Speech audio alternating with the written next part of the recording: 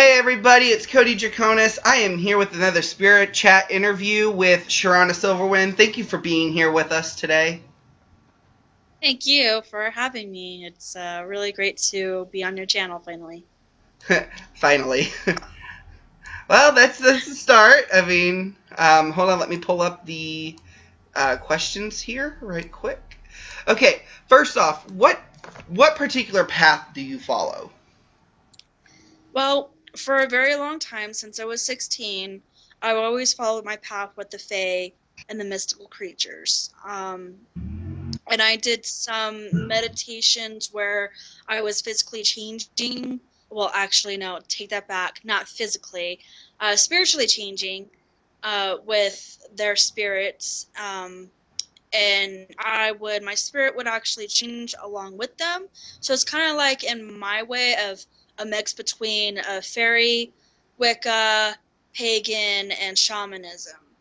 Uh, and a little tidbit here and there of maybe Native American, because I do have some Native American blood in me, just a little smidge. So I kind of like mix all those together and kind of just do my own thing. I've practiced kitchen witchery. I've practiced a little bit of herbs. Um, so alchemy as well. I used to do a lot of readings as well. And that would pertain as my kind of like help to my community in a way, because I'd help people who are homeless try to get off their feet and heal them, spiritually speaking. And so yeah, that's kind of like what all I do in there. But yeah, Um, mostly fairy Wicca, pagan, and a little shamanism. okay. How did you come about finding your path? That one, that question. Well, let's see. I have to think about this. I was kind of like in a bad mix with a friend who didn't know anything about Wicca or voodoo or anything like that. So I kind of like was led off very wrong. And my mom really freaked out. So she decided she'd go and look on care2.com, and she found some people that would help her and help me continue with my path. So at the age of 14-ish to 16-ish is when I started. Um, Everything, when I was a kid, I was very open as a kid. And it was because of the way that I was brought into life. I was in between two worlds, the living and the spirit worlds. I was pretty much dead when I was brought here, and I had a hard time coming. So those abilities immediately followed with my life. And for the longest time, I couldn't figure out what it was. But when I was a kid, I remember seeing the Fae around me a lot. Um, and spirits as well. Um, so that's another thing that what helped me out too, is being in the Wiccan, starting out in Wicca, helped me to bring out the magic and my life starting. So roughly about 14, 16-ish. Okay. When you first started your craft, who influenced you the most? I would say my mom. My mom influenced me the most because she really did the study. She really did the work. She helped me to uh, really get attuned with my abilities because she was passionate. Now that she knew, yeah, she had a somewhat confirmation of where I stood with my life and who I was and what was going on with my life. Because at that time, when I was like 14, 16, I had those abilities where I had spirit coming to me constantly at night, so I wouldn't be able to sleep. And they kept bugging me. It was really scary at that time. So my mom really influenced me on that. I wanted to be more with nature. I wanted to be more with, you know, beings who were there, not physically there, but there all the time. And I knew that there was something out there. I just didn't know what was out there. Um, And so the biggest one was my mom. And later on, it was roughly after I was 16. I had met this pagan. Her name is Star Pixie, and she really influenced me on Fae. She practiced heavily with the Fae. And I kept coming to her for readings. I kept coming to her for like advice, and they're kind of like my pagan family. I considered them as my pagan family at that time. My mom and my father were getting a divorce, and it was really bad at that time. So I focused really heavily on my spiritual beliefs to help me get out of myself and really work with myself. So Star Pixie was a major influence on my mom. And then later on, a little bit later on, I met my mentor, who helped me. He actually helped me awaken myself in general. And I can't remember his name, but I still talk to him, and so we still talk every once in a while. And so there's like various people in my life who really inspired me, who really kept going. One of my exes was, I taught him a little bit about magic and stuff like that, and he just bloomed and blossomed into this wonderful being of spirituality. I think he focuses more on the Hindu side now, of the spiritual side of things. Um, there was just so many people. So a lot of people have influenced me. Okay. When you're not practicing your craft, what do you like to do? Vaping.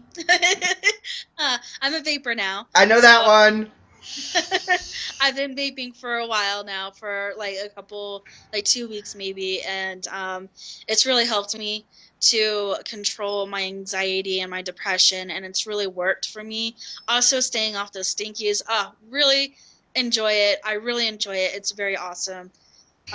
In the meantime, I focus on my daughter. I focus on work. Work is a big part of my life because it's a craft store that I work at. And it's something that I like to do. I get to help people, make something and help them, figure out, what they want to create and stuff. And, for me, a big part for me as myself is I love to inspire people, rather it's through spirituality, rather it's through crafting something, or if it's just, like helping and healing people. Okay. How do you view the Wheel of the Year?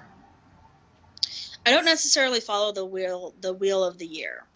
I don't know enough about the wheel of the year. I don't really focus on a deity and doing ritual with them and stuff like that. But lately, from I think 2 years ago, I want to start on the wheel of the year. I just don't know enough about it. Okay. Do you have any cultural influences that influence the way that you practice your craft? I would say probably the Celtic era. I did find out that my family, long time ago, I think is Irish or Welsh, one of the two, and it's from my last name. So my real name, I keep that kind of like out of my life and out of my spiritual life anyway. So I go by two identities, one on media and then one in life, in real life. So yeah, I would say Celtic, because Okay. that's where the Fae has brought into it, and that's where I'm really attuned to, is with the Fae. Okay. How do the solar and lunar cycles influence your craft? I haven't done really much of the solar aspects. I know that I've done most of my workings are done at night when the full moon or the new moon happens. So I'm more connected with the moon, that I've noticed. I've always been that way ever since I was a kid. I hate the day. It's just too bright. But Same way here. I'm a child of the moon, always will be. yeah, exactly. Yes. So, but now I'm really focused on trying to bring more light into my life and more positive to my life. And that's where, to me, the sun comes in. The sun to me is, well, everything is bright, everything, you can see the color, you can see everything, versus as the night, you have a little bit light, but you live in the darkness, much more so.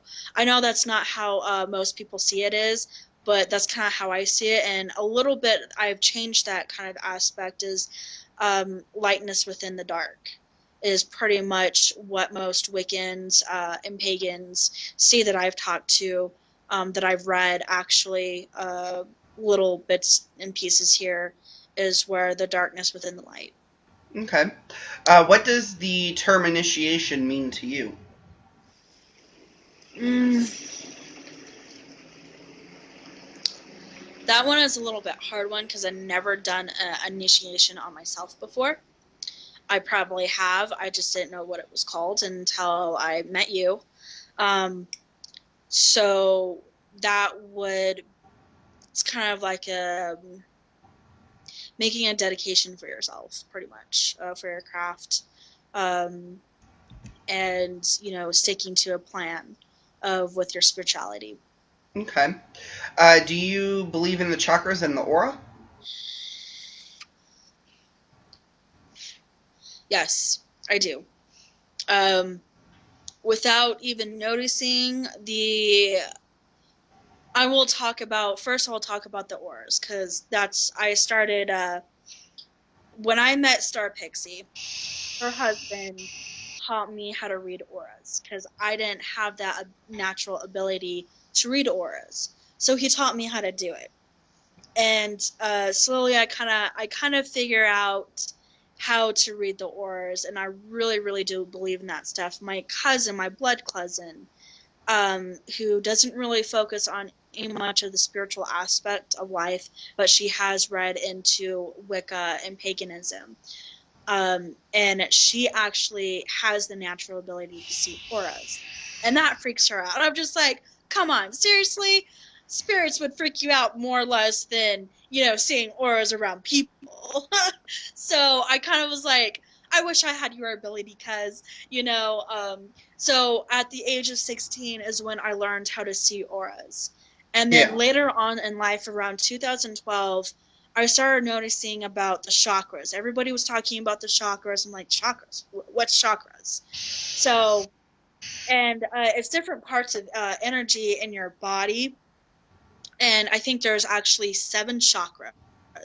There's actually 2 chakras in your palms.